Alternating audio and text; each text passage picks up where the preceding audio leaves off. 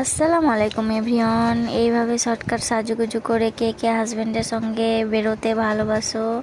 আমি তো ঘুরতে অনেক ভালোবাসি।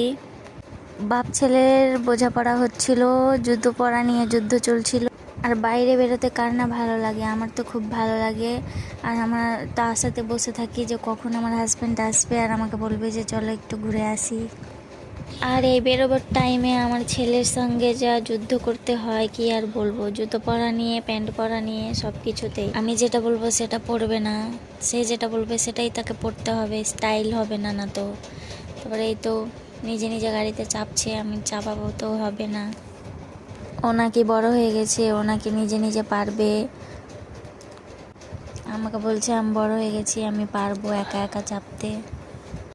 আমি ভেবেছিলাম যে ঘরে কিছু ভিডিও করব, তো ঘরে আমার বোনের বিয়ের ভিডিও দেখছিল আমার ননদেরা, আমার যা, সেই জন্য করা হয়নি। আর আজকে খুব ফুচকা আর এখানে দেখো আমি মাস্ক পরেছি, সেই জন্য আমার ছেলে টুপি দিয়ে মাস্ক পরেছে।